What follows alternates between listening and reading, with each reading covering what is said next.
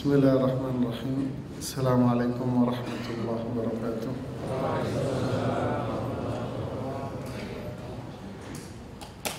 Innal hamdalillah nahmaduhu wa nasta'inuhu wa nastaghfiruh wa na'udzu billahi min shururi anfusina wa min sayyiati a'malina. May yahdihillahu fala mudilla lahu wa may yudlil fala hadiya lahu. Asyhadu an la ilaha illallah wa asyhadu anna Muhammadan abduhu wa rasuluhu la nabiyya ba'dah. Amma ba'd.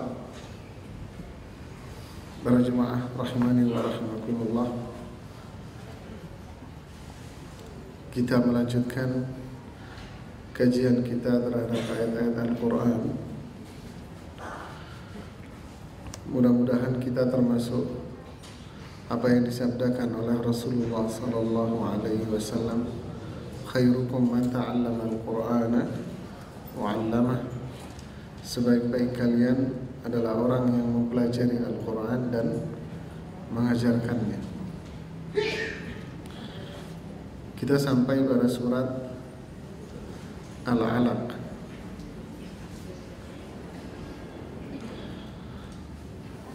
Kita mulai kajian hari ini dari ayat yang ke-6. Sebelumnya sudah kita bahas dari ayat pertama sampai ke-5. A'udzu billahi minasyaitonir rajim. Kalla innal insana layatgha ar-ra'ahu istaghna inna ila rabbika ar-ruj'a. Kalla di sini artinya sungguh. Kalla artinya sungguh. Di dalam Al-Quran, kalla ini bisa berarti satu dari dua makna. Bisa bermakna sungguh, haqqan. Maksudnya sungguh ini itulah sebuah kebenaran. Haqqan, itulah sebuah kebenaran. Artinya yang akan dijelaskan atau yang akan disebutkan oleh Allah itu adalah sebuah kebenaran. Dan kalla juga bisa bermakna zajr, tinggalkan apa yang sudah disebutkan. Kalla banyak sekali di beberapa ayat di dalam Al-Quran.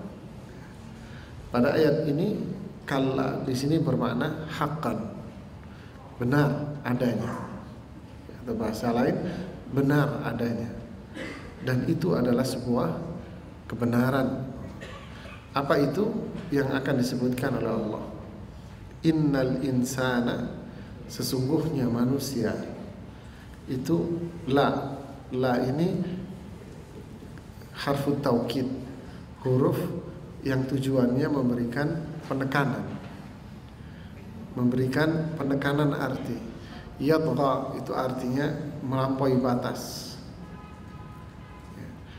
Innal insana la yatgha, sesungguh manusia itu melampaui batas.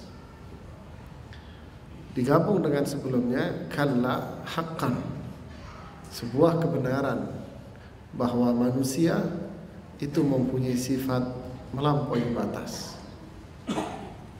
Yang dimaksud dengan melampaui batas di sini apa? Yang dimaksud dengan melampaui batas di sini disebutkan oleh para ahli tafsir dengan beberapa redaksi yang menarik.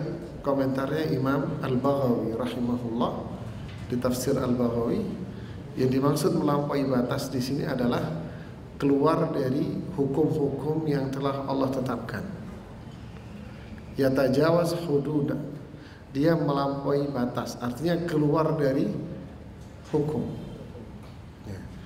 Hukum Allah itu dikatakan oleh Allah sebagai batas, seperti yang ada di surat An-Nisa, tilka hududullah. Hukum-hukum yang telah dijelaskan oleh Allah itu adalah ibarat hudud, batasan-batasan. Ya. Itu adalah batasan-batasan, aturan main. Makanya disebut dengan as-siratal mustaqim. Wa anna hadza sirati mustaqima. Ini adalah Islam, ini adalah jalanku yang lurus. Manusia berkewajiban untuk meniti jalan ini. Jangan keluar dari jalur. Ya. Jangan keluar dari jalur. Ya. Wala tattabi'us subula. Jangan kalian mengikuti jalan-jalan. Nah, inilah melampaui batas namanya. Jadi melampaui batas adalah keluar dari siratal mustaqim. Alaikum bisunnati wa sunnatil khulafa'ir rasyidin al-mahdiyyin min ba'di. Wajib kalian mengikuti petunjukku, petunjuk para sahabat. Wa iyyakum wa muhdatsatil umur. Hindari kalian atas hal-hal yang baru, melampaui batas, keluar dari sirat al-mustaqim. Ya. Ini adalah hukum Allah. At-tughyan itu sifat di mana seseorang keluar dari sini, keluar dari sirat mustaqim. Di ayat ini dijelaskan, kalla innal insana la yatgha. Sungguh manusia itu punya sifat melampaui batas, keluar dari hukum-hukum Allah ini, keluar dari sirat al-mustaqim. Kemudian disebutkan yang kedua, ketika dia melampaui batas, keluar dari sirat mustaqim, maka akan muncul watak yang lain, yaitu yatakabbar, sombong nanti dia. Dia sombong. Sombong itu apa? Sombong itu adalah apa?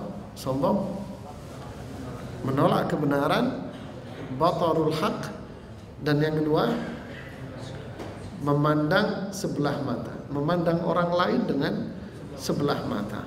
Ini sombong artinya. Sehingga dibahasakan oleh sebagian para ulama as-salaf, orang melampaui batas itu apa? Ketika dia memakai baju yang tidak dipakai oleh orang lain. Ini bahasa para ulama dulu.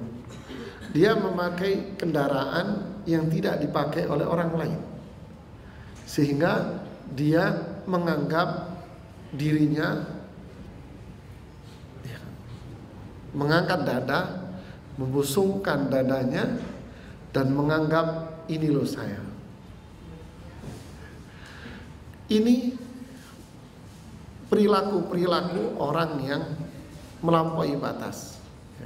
La yatgha, sungguh manusia akan melampaui batas, keluar dari hukum halal haram disebabkan kesombongan yang ada pada dirinya. Kalau sudah seperti itu, dia akan menolak hukum Allah itu sendiri dan tidak akan menghargai manusia. Ya. Apa sebabnya? Sebabnya adalah ar-ra'ahu staghna. Ar-ra'ahu, sebabnya adalah karena dia ar-ra'ahu, karena dia melihat dirinya istaghna, sudah merasa cukup, sudah tidak butuh. Dia merasa sudah tidak butuh.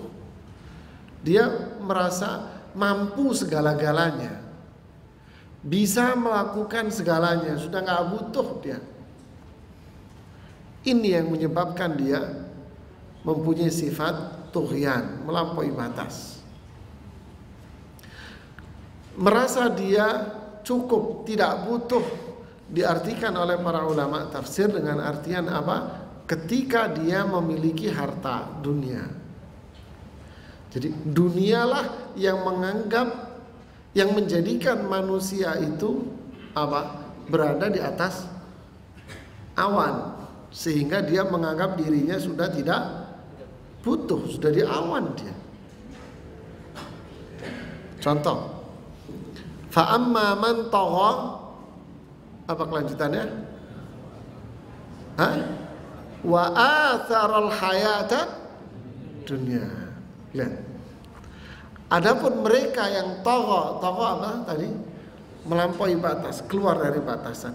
Kenapa dia melampaui batas? Wa atharal hayata dunia. Karena dia lebih mementingkan dunia. Subhanallah. Ini yang menjadikan manusia itu melampaui batas. Dengan bahasa lain di Al-Quran, alhaakumut takatsur. Perilaku takatsur dalam hal apa? Dalam hal apa aja yang bersifat duniawi. Takatsur apa aja? Usaha untuk memperkaya diri, usaha untuk memposisikan diri di atas yang lain. Perilaku ini, takatsur, menjadikan dia apa? Alhaakum, melalaikan kalian. Melalaikan kalian artinya apa? Melampaui batas. Jadi penyebab seseorang melampaui batas itu ternyata apa? Materi. Di dalam materi itu ada apa? Ada kekayaan, duit, ada ekonomi, ada sosial, ada jabatan. Melampaui batas. Kemudian yang ada di surat Al-Mutaffifin, dia melampaui batas, ingin mendapatkan keuntungan pribadi dengan mengorbankan orang lain. Idza talu 'alan nasi yastawfun wa idza kaluhum aw wazanuhum yukhsirun. Dia nggak peduli orang lain rugi, orang lain gimana, orang lain nyungsep, nggak mau tahu dia. Yang penting ana dapat untung dunia ini. Melampaui batas. Ala yadhunnu ulaika annahum mab'utsun. Inilah perilaku. Dia tidak pedulikan, melampaui batas dan merasa diri hebat dengan dunianya itu. Kesombongan muncul. Dia rela menjadikan istrinya dia itu tidak dicerai dan tidak pula jadi istri. Digantung istrinya. Istrinya digantung, Mas. Kenapa? Karena dia tidak suka dengan istri yang ini. Dia lebih suka dengan wanita yang ada di pinggir jalan. Akhirnya si istri ini tidak dicerai. Kenapa? Kalau dia cerai istrinya, dia akan dipecat jadi direktur sebuah perusahaan BUMN. Ini saya nggak ngarang loh ya.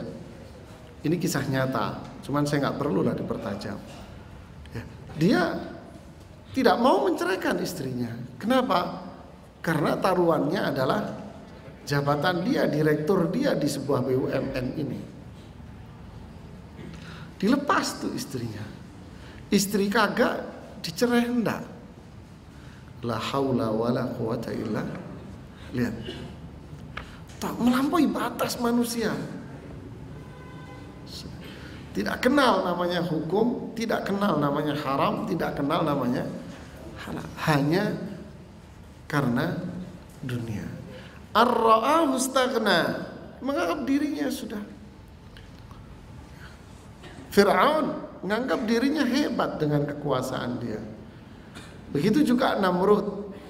Qarun menganggap hebat dengan hartanya. Thamud, 'Ad menganggap hebat dengan kemampuan fisik yang mereka miliki. Desa Mu'tafikah menganggap bahwa komunitas mereka adalah komunitas yang kuat, gak butuh sama Allah.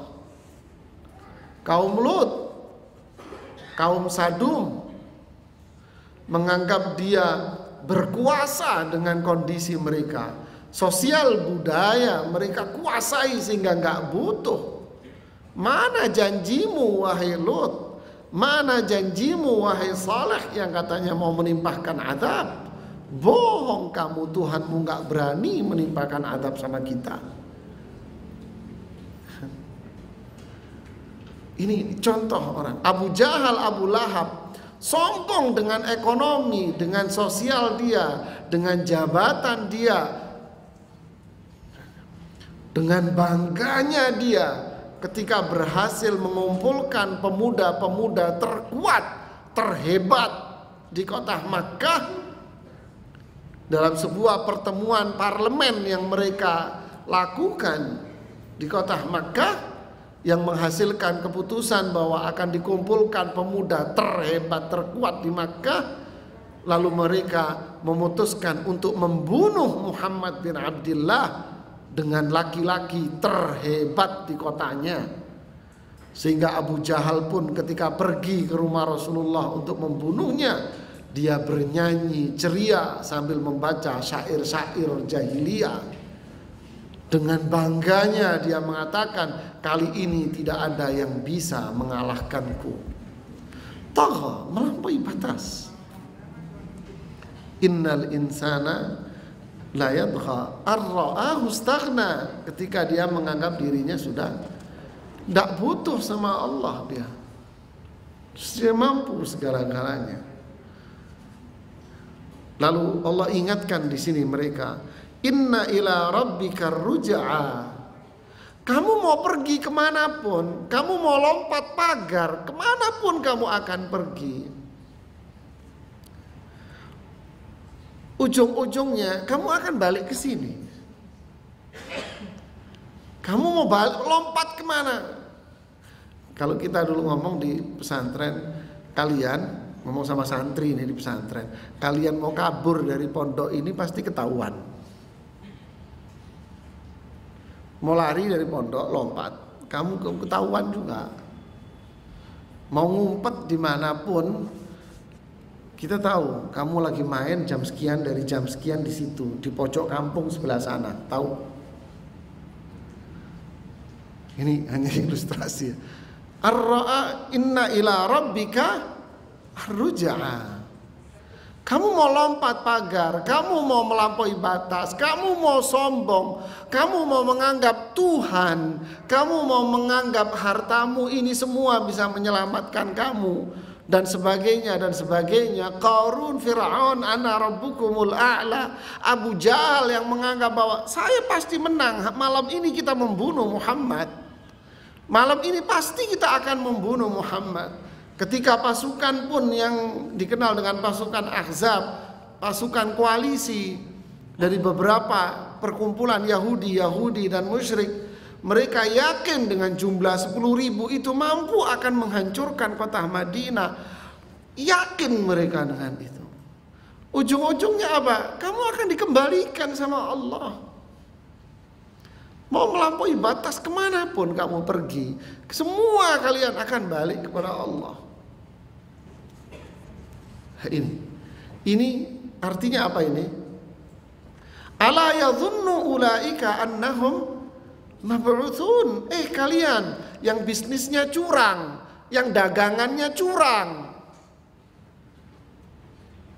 kalian dagang. KW 3 kamu bilang KW 1, 8 on kamu bilang sekilo, dan seterusnya, curang kamu menganggap terus kamu nggak akan kembali kepada Allah. Tidak. Ala yadhunnu ulaika annahum mab'utsun. Innal insana li rabbih lakanud. Manusia itu sungguh kufur dia kepada Allah. Wa innahu li hubbil khairi lasyadid. Apa setelahnya? Manusia dengan hartanya itu kecintaannya melampaui batas, berlebihan. Lalu muncul ancamannya. Apa? Afala ya'lamu idza bu'thira ma fil qubur. Tidakkah dia itu sadar bahwa kelak kamu wafat dibangkitkan loh kamu dari kubur. Sama dengan ayat ini. Inna ila rabbika ruj'a. Kamu nanti dibalikin sama kepada Allah. Lari, silahkan Pak, lari dengan hawa nafsumu sana, pergi. Tapi ingat, nanti kamu akan balik loh sama Allah. Ini adalah ancaman keras bagi mereka-mereka yang melampaui batas, keluar dari jalur hukum Allah Subhanahu wa taala. Menunjukkan bahwa manusia akan dibalas oleh Allah Subhanahu wa taala. Ara'aita alladhi yanha, tidakkah kamu itu melihat seseorang yang melarang? Siapa yang melarang di sini? Yang melarang di sini adalah Abu Jahal. Abdan, melarang seorang hamba untuk sholat. Idza shalla, Abu Jahal melarang seorang hamba untuk sholat. Siapa yang dimaksud hamba ini? Siapa yang dilarang? Rasulullah sallallahu alaihi wasallam. Kisahnya, Abu Jahal melihat Rasulullah SAW lagi sholat di Ka'bah, lalu dia melarangnya. Melarang Rasulullah SAW, mencegah Rasulullah SAW untuk tidak melakukan sholat lagi. Esok harinya Abu Jahal diberitahu, wahai Abu Jahal, Muhammad sholat lagi. Dia mengatakan, jika Muhammad berani melakukan sholat lagi, saya akan injak lehernya. Saya akan injak leher dia. Lalu dia pun melihat Rasulullah SAW sholat, dan dia hendak melaksanakan niatnya itu, tapi dia melihat seakan-akan di depan matanya ada sebuah parit yang dalam, dan parit itu mengeluarkan api, dan dia pun mundur, tidak berani mendekat Rasulullah SAW. Kisah ini disebutkan oleh Imam Muslim dalam sahihnya. Subhanallah. Tidakkah kalian melihat sosok atau seseorang yang melarang orang-orang beriman itu untuk sholat? Abdan idza shalla, ara'aita in kana 'alal huda, tidakkah kamu melihat pula bahwa dia itu berjalan di atas petunjuk? Dia tidak melampaui batas, dia berjalan di atas petunjuk Allah. Siapa dalam hal ini? Rasulullah SAW. Rasulullah itu sholat, Rasulullah itu berada di atas petunjuk. Aw amara bittaqwa, Rasulullah itu mengajak umat manusia untuk bertakwa, bertauhid kepada Allah. Dia mengajak orang lain bertakwa, dia mengajak orang lain untuk bertauhid kepada Allah. Dan beliau sendiri sholat, dan beliau sendiri berjalan di atas petunjuk itu. Lalu orang seperti inikah yang Anda akan halangi? Orang seperti ini yang Anda halangi? Ara'aita in kadzdzaba wa tawalla, padahal kamu sendiri mendustakan Allah dan berpaling dari agama Allah. Jadi ini ayat-ayat ini bicara tentang profil Abu Jahal. Gimana sikap dia terhadap dakwah Rasulullah sallallahu alaihi wasallam. Ayat ini bicara tentang bagaimana keteguhan Rasulullah sallallahu alaihi wasallam. Keteguhan beliau dalam berdakwah, keteguhan beliau di dalam beribadah. Keteguhan, kesabaran, konsisten dalam melakukan itu semua. Tidak memperdulikan cacian orang yang mencaci, tidak memperdulikan hinaan orang yang menghina, tidak memperdulikan gangguan orang yang mengganggu. Beliau tetap berjalan di atas jalan Allah Subhanahu wa ta'ala. Ini pelajaran besar buat kita. Pelajaran yang lain, orang yang menyeru kepada ketauhidan, orang yang menyeru kepada ketakwaan, dia pun harus memulai dirinya dengan ibadah dan meniti jalan. Coba lihat urutan ayat ini. Dimulai dengan menyeru atau sholat dulu, Pak? Sholat, berjalan di atas petunjuk Allah, lalu mengajak kepada dakwah. Jadi orang yang mengajak orang lain ke dakwah sebetulnya harus memulai Memulainya dari mana? Hah? Bunyinya apa ayatnya? Qu anfusakum. Mulai dari dirimu, Mas. Kita orang tua ingin istri kita baik. Mulainya dari mana? Dari mana? Dari kita, Mas. Dari kita. Kalau kita pengen istri kita baik, kita pengen anak-anak kita baik, Mas, kita mulai dari mana? Kita pengen anak-anak kita sholat, mulainya dari mana?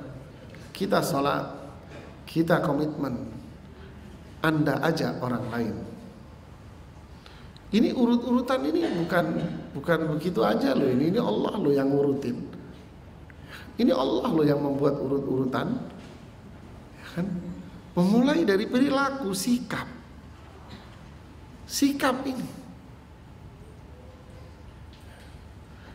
Ini keluarga, lingkup edukasi. Saya katakan di lingkungan sekolah, lingkungan pesantren. Anda kalau nggak bisa memulai dari diri Anda, jangan jadi guru. Makanya pepatah bilang digugu dan ditiru. Anda digugu, ditiru. Anda ditiru orang loh, Mas. Kalau nggak mau jadi ditiru orang, jangan jadi guru. Begitu juga kita suami. Kita suami ditiru loh. Istri juga gitu. Istri ditiru loh sama anaknya. Masa pohonnya di sini jatuhnya ke seberang? Kan tidak, Mas. Ya, ini pelajaran buat kita. Ya, ini pelajaran. Pelajaran lain dari ayat ini apa? Orang yang berjalan di atas prinsip ini semua pasti akan dilindungi oleh Allah Subhanahu wa ta'ala. Pasti akan dilindungi oleh Allah. Lihat kisah 3 orang yang terjebak di dalam gua yang disebutkan hadisnya oleh Imam Bukhari dan Muslim. Dari sahabat Abdullah bin Umar, terjebak dalam gua. Karena mereka orang beriman, lalu mereka berdoa kepada Allah untuk menyelamatkan, agar Allah menyelamatkan mereka dari batu yang besar ini. Akhirnya apa? Allah menyelamatkan mereka hingga mereka bisa keluar dari gua itu. Kata Syekh Salim Eid Al-Hilali di Bahjatun Nadhirin, ini menunjukkan kemuliaan yang Allah berikan kepada hamba-hambanya yang beriman. Allah lindungi orang-orang yang beriman. Nabi mengatakan kepada Ibnu Abbas, ihfadillah, jaga Allah, Allah akan jaga kamu nanti. Allah menjaga Rasulullah sallallahu alaihi wasallam dari kejahatan Abu Jahal, dijaga.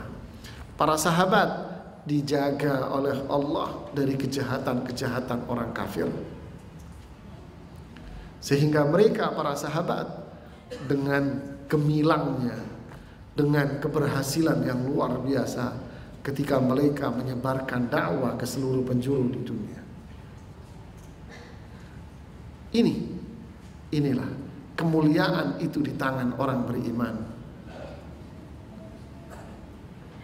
Innal izzata, kemuliaan milik siapa? Di surat Al-Munafiqun. Ala innal izzata lillah wali rasulihi lil mu'minin. Kemuliaan itu milik Allah, milik Rasulullah, milik orang beriman. Kapan? Shalla in kana 'alal huda aw amara bid. Dia salat, berjalan di atas petunjuk huda. Inna khairal hadyi hadyu Muhammad. Sebaik-baik petunjuk adalah petunjuk orang berjalan di atas petunjuk Rasulullah SAW, lalu mengajak orang lain untuk berjalan di atas petunjuk ini. Inilah orang yang mulia. Ini orang yang akan dilindungi oleh Allah Subhanahu wa ta'ala. Ini sebuah kemuliaan yang luar biasa. Tidak akan tersentuh oleh siapapun yang punya niatan jahat Wa'lam annal ummata law ijtama'at ala an yadurruka bi syai' lan yadurruka bi syai'in qad kataballahu lak. Andai umat berkonspirasi melakukan kejahatan terhadap kamu, mereka tidak akan bisa menyentuh kulitmu kecuali sesuatu yang sudah Allah takdirkan terhadap dirimu. Inilah sebuah kemuliaan. Jadi perbandingan mereka yang melampaui batas, dengan mereka yang beriman seperti ini. Innal insana layadgha ar-ra'ahu istaghna. Diancam oleh Allah, inna ila rabbika ruj'a. Fa amma man tagha wa athara al-hayata ad-dunya fa innal jahima hiyal ma'wa. Neraka nanti tempatnya mereka.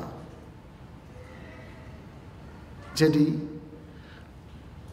orang yang melampaui batas itulah wataknya. Orang yang beribadah, inilah perilaku mulianya. La yakhdhuluhum man khadalahum. Tidak berpengaruh apapun bagi dia cacian orang yang mencaci, celaan orang yang mencela. Istilah pepatah kita apa bunyinya, Pak? Pepatah kita nggak enak bahasanya, Pak. Biarkan anjing menggonggong, Pak. Ya jalan aja, namanya anjing kamu pikirin, ya anjing, Pak. Ini pelajaran luar biasa. Kemudian ayat selanjutnya, alam ya'lam bi annallaha yara. Tidakkah dia mengetahui siapa dia? Abu Jahal. Tidakkah Abu Jahal itu tahu bahwasanya Allah itu melihat dia? Maksudnya ini apa? Ancaman ini. Ini ancaman ini. Allah melihat kejahatan kalian terhadap orang-orang beriman. Allah melihat kemaksiatan yang dilakukan oleh mereka. Ini sama dengan ayat faman ya'mal mithqala dzarratin syarran ya. Sekecil apapun kejahatan yang kalian lakukan, yarahu, Allah melihat. Maksudnya apa? Maksudnya Allah melihat itu apa?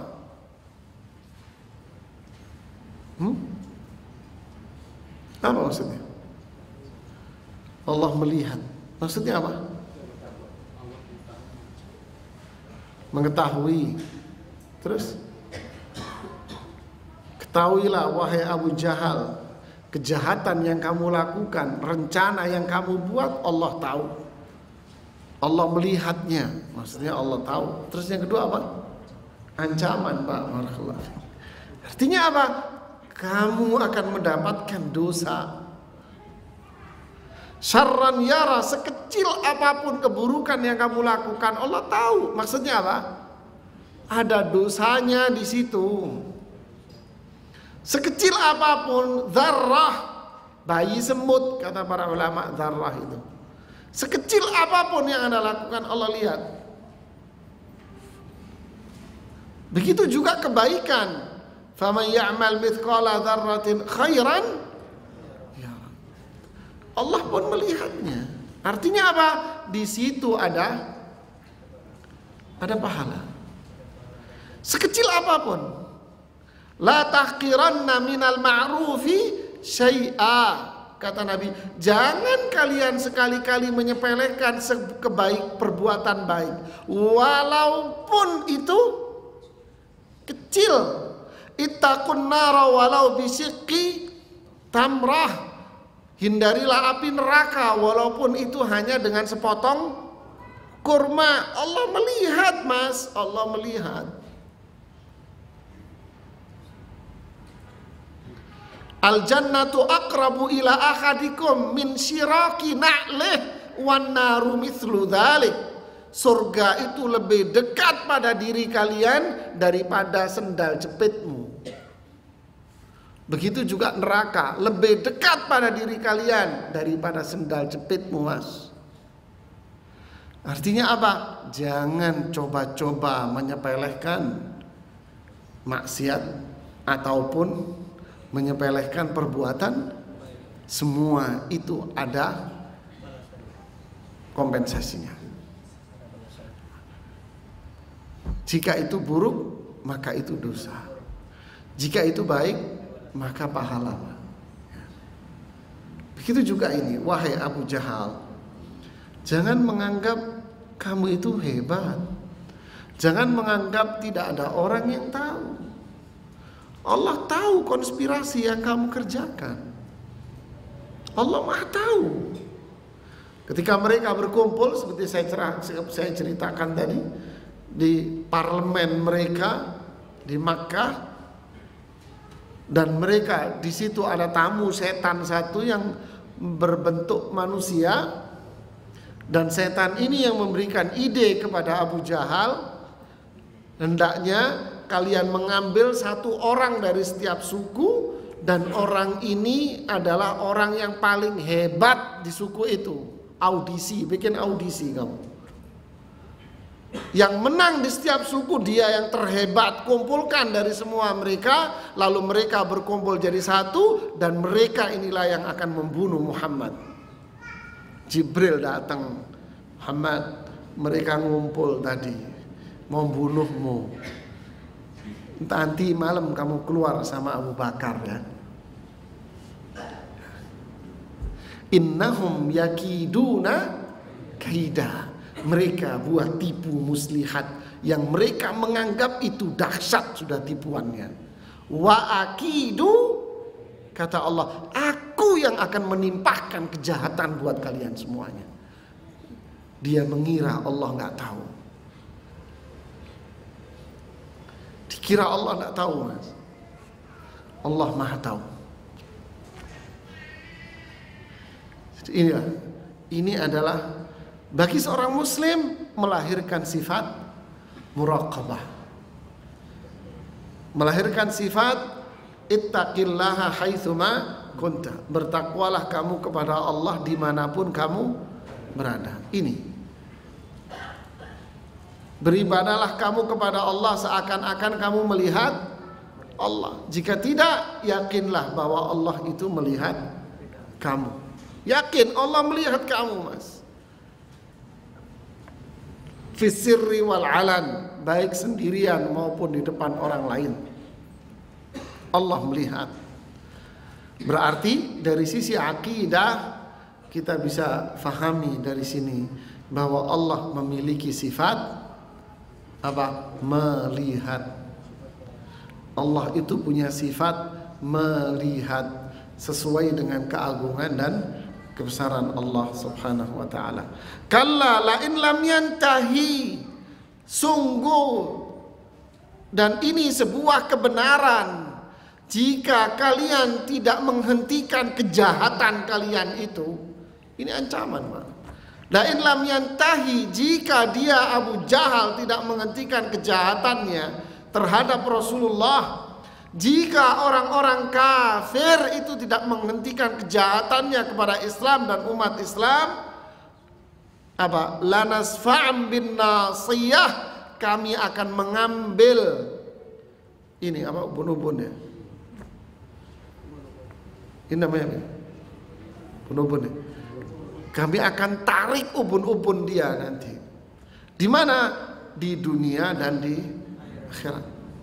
Artinya apa? Kami akan binasakan mereka, kami akan hancurkan mereka, kami akan azab mereka di dunia dan di akhirat. Nasiyatin kadhibatin khati'ah, mereka itu punya watak kebiasaan apa? Kadzibah, apapun yang mereka ucapkan itu mesti bohong.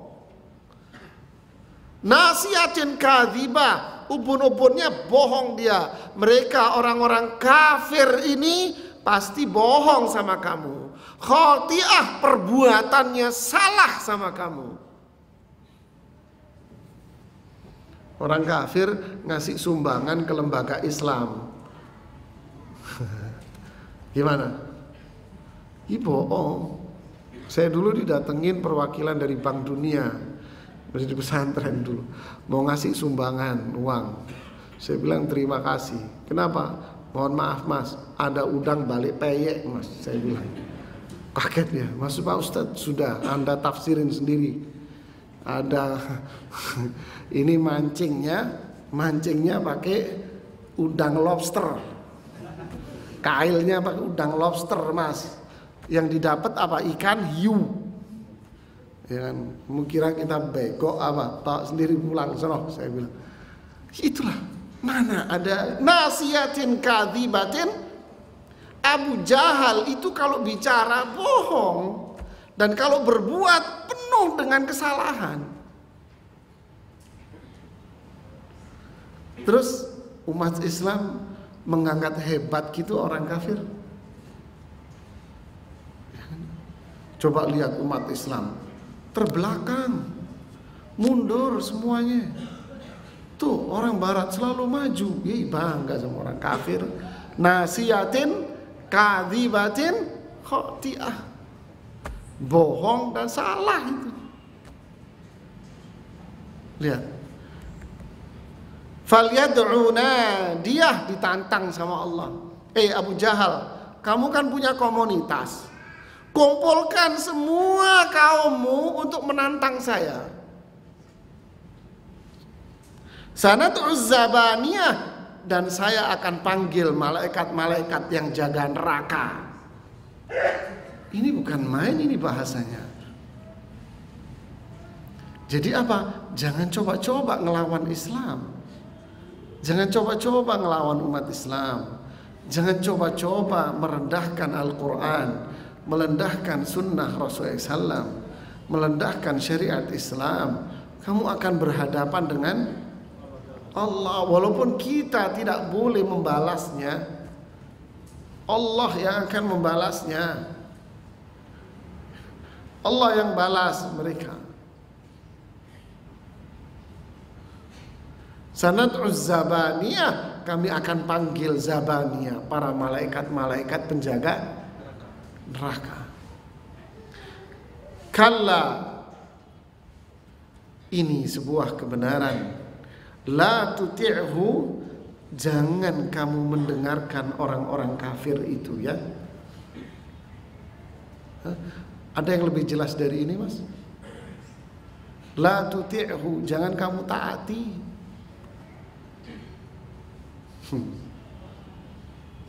Jangan kamu taati. Masa gara-gara rapi di jalanan, apa-apa bisa rapi, tertib, ngantri, terus Anda mengacungkan jempol dengan dunia barat, lalu mengatakan jempol ke bawah buat negara-negara Islam? Seakan-akan yang hebat dan super power itu siapa? Barat. Islam disampah terus seakan-akan. Na'udzubillahi min dzalik. Jangan membanggakan mereka. Kita harus bangga dengan siapa? Islam. Islam kita apa? Kalau kita belum bisa, jangan mengatakan Islam yang nggak bisa. Kitanya yang nggak mau belajar. Kita yang nggak mau belajar. Terus kok bisa mereka bisa? Hadhihi bid'atuna ruddat ilaina. Ini barang dagangan kita dibalikin ke kita, Mas. Ini barang dagangan kita. Pulang haji oleh-oleh dari Mekah, padahal orang Mekahnya belanja Tanah Abang.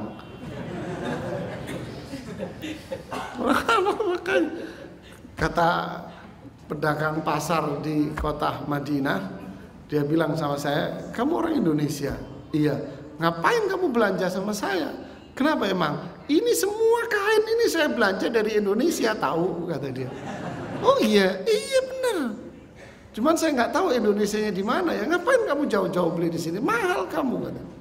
Oh, pengakuan. Ya kan? Kita yang nggak tahu sebetulnya ilmunya. Ini yang menuntut kita untuk bangga dengan Islam, untuk terus mendalami Islam, untuk mempelajari Islam. Kalla la tuti'hu, sungguh jangan kamu taati mereka. Wasjud waqtarib, apa solusinya? Wasjud waqtarib, bersujudlah kalian kepada Allah. Rajinlah ibadah, rajinlah sholat, dekatkan diri kepada Allah. Ini yang menjadikan kita mulia. Kemuliaan bukan dengan teknologi ya ikhwan. Kemuliaan dengan apa? Ibadah, mendekatkan diri kepada Allah. Jangan dianggap kemuliaan, kejayaan itu dengan teknologi, tidak. Itu hanya sarana. Itu hanya sarana aja. Intinya di mana?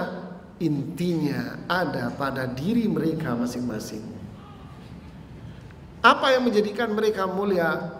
Kita umat Islam punya alat untuk menjadikan kita mulia. Apa itu? Tauhid, ibadah, mendekatkan diri kepada Allah. Ini yang menjadikan seseorang itu mulia. Lalu Anda pergi naik mobil, Anda pergi naik sepeda, naik motor, jalan kaki, apakah itu mempengaruhi sebuah kemuliaan? Apa jawabannya? Tidak. Yang mulia siapa? Yang mengendarai, Mas, jangan kendaraannya. Nah, ini dibalik. Kenapa kok menjadikan tolak ukur kebahagiaan itu nilai sebuah teknologi? Iya kan? Diri kita, Pak.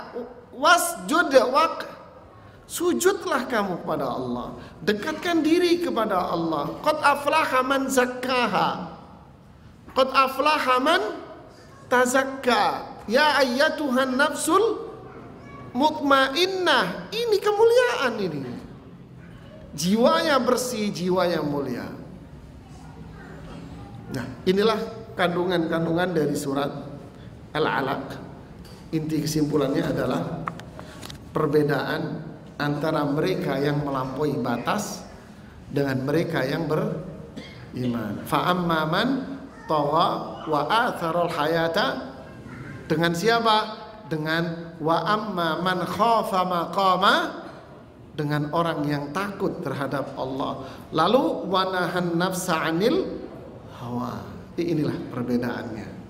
Tentu yang kita inginkan adalah yang kedua, orang yang shalla alal huda. Kemudian yang ketiga apa? Amara bid.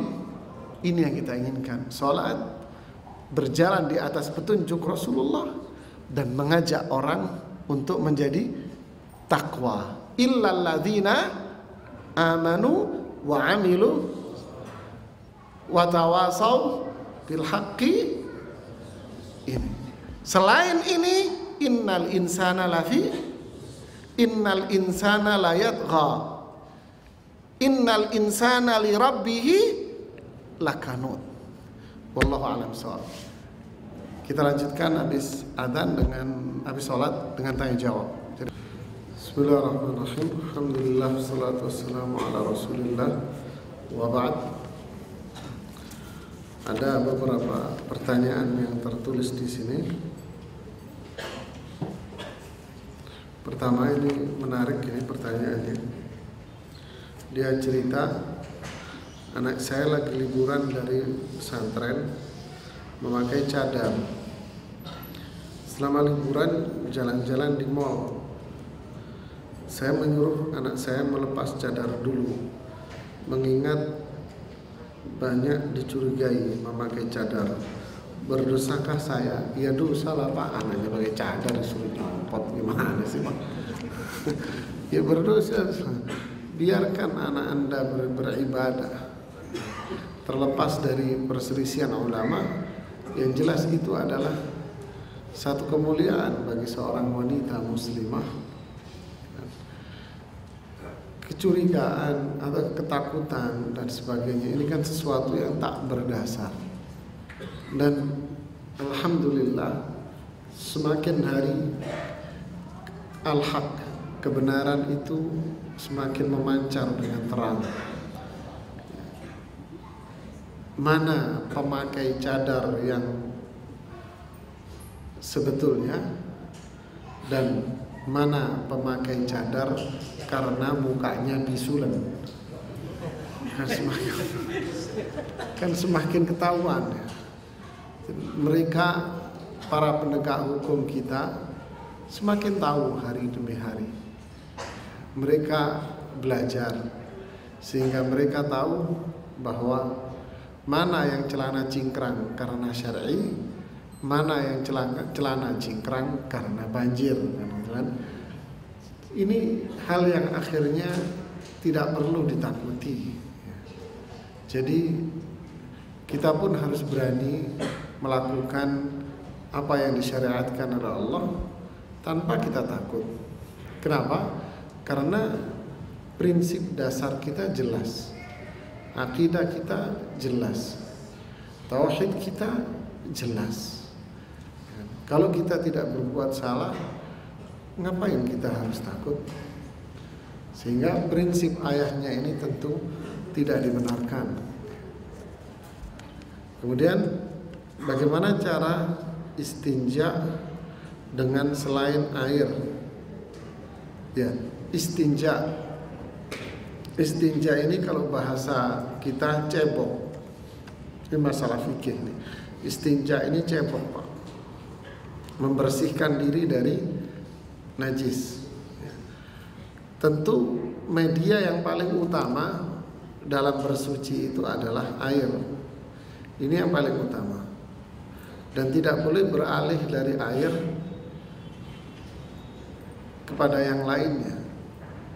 Kecuali memang satu, air tidak ada.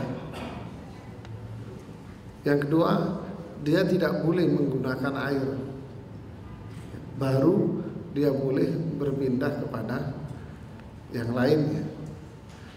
Seperti dengan kana Rasulullah SAW yastanji bi thalathati ahjar.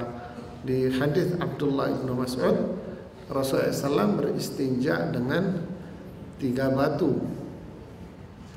Zaman sekarang cebok habis pipis pakai tisu. Boleh? Boleh, tidak ada masalah. Tapi kalau ada air, kita menggunakan air, tidak menggunakan tisu. Ya, begitulah. Kemudian ini pertanyaan kayak nulis surat panjang amat. Panjang deh, Mas. Curhat ya benar.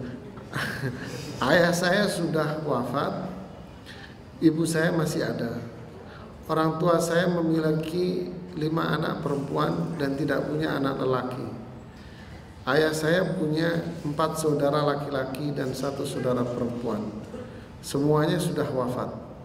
Sedangkan ibu saya punya 6 saudara laki-laki dan 5 saudara perempuan. Pertanyaan, ini nanya warisan. Berapakah hak bagian ibu saya dan 5 anak perempuannya? 1/8. 5 anak perempuannya 2/3. Apakah ahli waris dari saudari kandung ayah saya dan saudara-saudari kandung ibu saya mendapatkan warisan dari ayah saya? Dan apabila dapat, berapakah bagian masing-masing? Yang dapat warisan ya saudara kandung dari almarhum ayah. Yang meninggal ayah ya saudaranya ayah yang dapat. Kalau saudaranya ibu apa urusannya? Jadi saudara-saudara ayah yang menjadi ahli waris. Tapi karena mereka sudah wafat semuanya, ya mereka tidak dapat. Sebelum dan jadi ibunya, istrinya dapat 1/8, saudara anak-anak perempuannya 2/3, sisanya diberikan kepada ponakan-ponakan laki-laki dari saudara kandung laki-laki. Sisanya diberikan kepada ponakan laki-laki dari saudara kandung laki-laki. Yaitu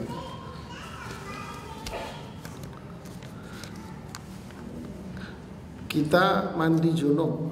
Dalam proses mandi, sesudah urutan tata cara mandi junub setelah ambil wudu, kita buang air kecil, apakah harus diulang lagi mandi junub kita sekalipun kita tidak ulangi? Sahkah wudhu kita?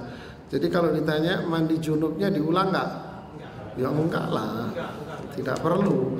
Karena dia berhadas kecil, maka dia cukup cuman berwudhu saja, mandi junubnya tidak. Ada lagi yang ditanyakan? Ini silakan Pak. Assalamualaikum. Mengenai tadi ceramah Ustaz tadi masalah Abu Jahal, pertama yang saya tanya itu meninggalnya lebih dulu dia apa Rasulullah yang wafat. Terus yang kedua dia apakah dihukum seperti apa Firaun pas Tarus, apakah seperti yang Iya. enggak? Pertanyaannya sebetulnya kapan Abu Jahal itu meninggal dan bagaimana kondisi dia meninggal? Siapa yang tahu kapan Abu Jahal wafat meninggal? Pada waktu perang Badar, Pak. Dia meninggalnya di perang Badar. Perang Badar itu tahun kedua Hijriah. Ya. Masih agama syirik, masih agama kufur, masih penyembah berhala, karena dia tergabung dalam pasukannya sendiri. Dia di pasukan dia sendiri dan dia meninggal mati di perang Badar tahun kedua itu. Ya, silakan singkatnya. Assalamualaikum. Tadi yang disinggung Pak Ustadz mengenai orang-orang kafir. Apa hukumnya orang-orang kafir memberikan ibadah untuk orang-orang muslim atau membangun tempat ibadah untuk orang-orang muslim? Itu yang pertama. Yang kedua, dia orang-orang muslim juga dapat uang dengan cara umpamanya yang tidak halal, boleh dikatakan korupsi. Dia membawakan ibadah umroh beratus-ratus orang, bahkan orang dibawa haji, termasuk orang-orang kafir tadi untuk berangkat umroh dan haji. Bagaimana hukumnya bagi mereka yang melaksanakan ibadah haji dan umroh itu apa? Haji sah atau umrohnya sah, bagaimana hukumnya? Ya, Terima kasih. apa? Assalamualaikum warahmatullahi wabarakatuh. Waalaikumsalam. Apa hukumnya orang kafir membantu mendirikan masjid atau pesantren? Saya lebih cenderung mengatakan tidak usah diterima. Ya, kenapa? Ya itu tadi ada udang di balik kayak nggak ada mereka ikhlas itu, nggak ada. Ya, nggak ada ikhlas. Itu pasti ada misi di balik itu semua. Ya, karena jelas bahwa orang-orang kafir itu pelit. Ya kan? Orang-orang kafir itu pelit. Yadullahi maghlulah ghullat aydihim walu'inu bima qalu. Mereka menuduh Allah pelit, maka Allah mengatakan justru kedua tangan mereka lah yang akan dibelenggu oleh Allah Subhanahu wa taala. Artinya ini sudah pernyataan dari Allah bahwa orang kafir itu pelit. Lalu kalau mereka menyumbang, itu pasti ada sesuatu kejahatan, konspirasi di balik itu, Pak. Ya, jadi tidak usah diterima. Kemudian bagaimana hukumnya seseorang beribadah haji dengan harta yang haram? Apa hukumnya? Jangankan haji umroh, makan pakai haram aja nggak boleh. Ya kan? Makan dari barang yang haram aja nggak boleh. Rajulun as'atha akhbar yamuddu yadayhi ila samai fayaqulu ya rabbi wa mad'amuhu haram wa mashrabuhu haram wa malbasuhu haram wa ghudhiya bil haram fa anna yustajabu lah. Seseorang yang dalam posisi bepergian, compang-camping, lalu dia berdoa kepada Allah, wahai Rabb, wahai Tuhan, padahal makanannya haram, minumannya haram, bajunya haram, dikasih makan yang haram, maka Allah tidak akan terima doanya dia semua. Ini prinsipnya. Darah yang mengalir di tubuhnya itu berasal dari yang haram. Daging yang tumbuh di dirinya itu dari yang haram. Maka berarti waqad khaba man dassaha. rugi orang yang mengotori jiwanya. Kemudian apakah Allah akan menerima jiwa yang kotor seperti itu? Innallaha thayyibun la yaqbalu illa thayyiba. Sesungguhnya Allah itu baik, suci, Allah tidak akan menerima kecuali yang baik. Man tasaddaqa bi'adli tamratin min kasbin thayyib. Barang siapa yang bersedekah 1 butir kurma saja dari penghasilan yang halal, maka Allah akan balas dan seterusnya. Artinya apa? Yang diterima oleh Allah adalah jiwa yang bersih, hati yang bersih, tubuh yang bersih. Yang kotor tidak akan diterima oleh Allah apapun yang muncul dari dia, ya, tidak akan diterima oleh Allah. Yang muncul dari sesuatu yang kotor, apakah Anda akan terima sesuatu yang datangnya dari sampah? Anda terima? Tidak. Tidak akan Anda terima sesuatu yang datang dari sampah itu. Itulah seterusnya, ya, dari harta yang haram. Lalu tadi saya ditanya tadi siang di salah satu kantor pengajian siang, Ustadz, seseorang makan di restoran lalu bayarnya pakai kartu kredit, gimana hukumnya? Itu yang kamu makan itu haram, Mas, saya bilang. Kenapa kamu bayar pakai riba? Kartu kredit, kredit itu riba, kamu makan dari yang haram. Terus gimana Ustadz? Kalau mobilmu kotor, kamu apain, Mas? Cuci dirimu, buang tuh kartu kredit, biar bersih hati kita. Ya, kita cukupkan sampai sini. Subhanakallah wa bihamdik, asyhadu an la ilaha illa anta, astaghfiruka wa atubu ilaik. Assalamualaikum warahmatullahi wabarakatuh.